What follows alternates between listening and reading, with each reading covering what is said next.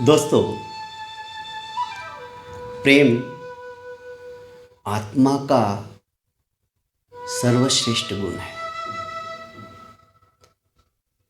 प्रेम में समर्पण होता है,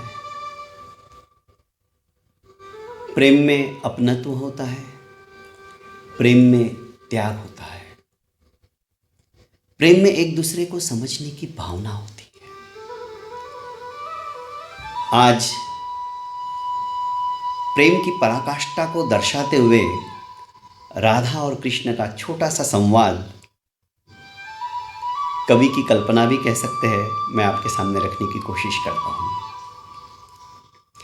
एक बार स्वर्ग में विचरण करते हुए कृष्ण और राधा एक दूसरे के सामने आ गए। विचलित से कृष्ण और प्रसन्नचित्त सी राधा। कृष्ण सकपकाए, राधा मुस्कुराई। इससे पहले कि कृष्ण कुछ कह पाते, राधा बोल उठी, कैसे हो द्वारकाधीश? जो राधा उन्हें कान्हा कान्हा कहकर हमेशा बुलाती थी, आज उसके मुख से द्वारकाधीश का संबोधन कृष्ण को भीतर तक घायल कर गया। फिर भी अपने आप को संभाल लिया और राधा से बोले, मैं तुम्हारे लिए आज भी वही कान्हा हूं, तुम तो द्वारकाधीश मत कहो। आओ बैठते हैं, कुछ मैं अपनी सुनाता हूं और कुछ तुम अपनी सुनाओ। सच कहूं राधा, जब जब तुम्हारी याद आती थी, इन आंखों से आंसुओं की बूंदें निकल जाती थी। राधा बोली, मेरे साथ ऐसा कुछ नहीं हुआ। ना तो तुम्हारी याद आई और ना आंखों से आंसू बहा, क्योंकि हम तुम्हें कभी भूले ही नहीं। और आंसुओं को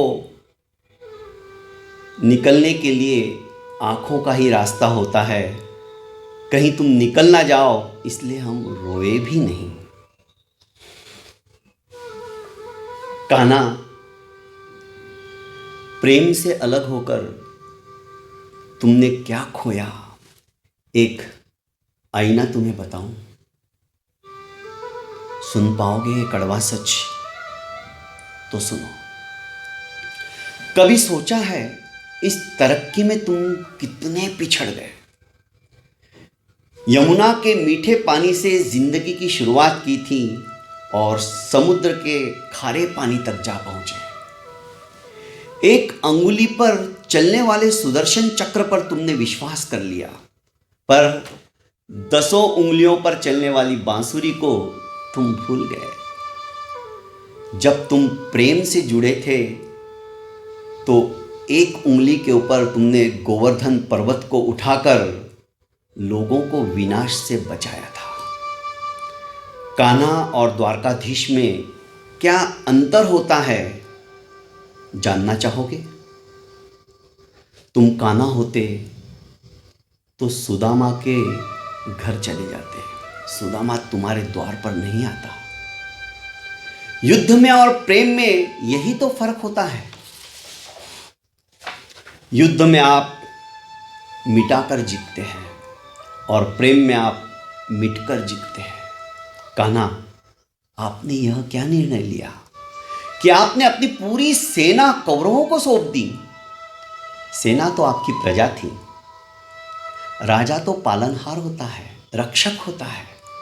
आप जैसे महान ज्ञानी उस रथ को चला रहे हैं और जिस रथ को आप चला रहे हैं उसके ऊपर बैठा अर्जुन आप ही की प्रजा को एक एक कर मारता चला जा रहा है।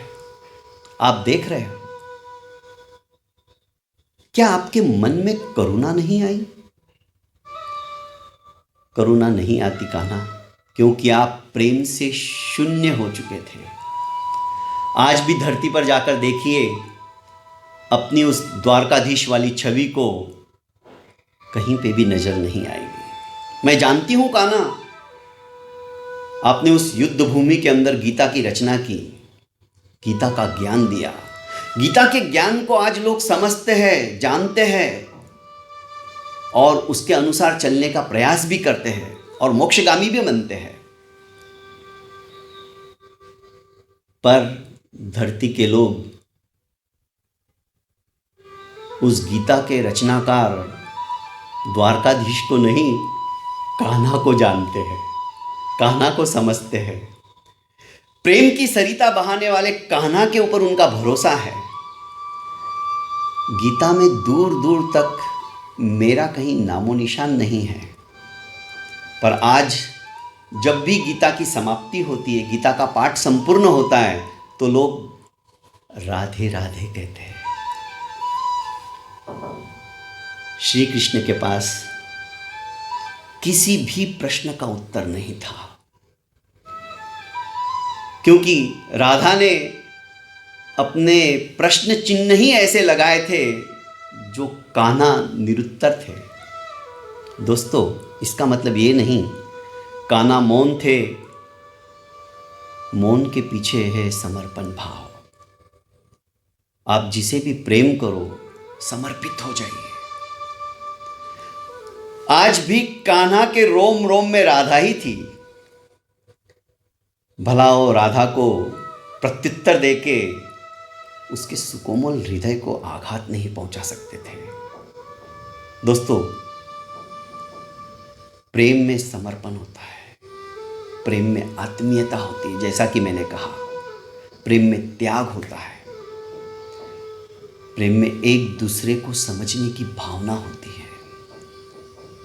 हम अपने परिवार में, अपने घर में, अपने हर एक सदस्य से यदि प्रेम की यह सरिता अविरत बहाते रहेंगे, तो साक्षात स्वर्ग सी अनुभूति हम अपने ही धरा के ऊपर करेंगे। बहुत बहुत धन्यवाद।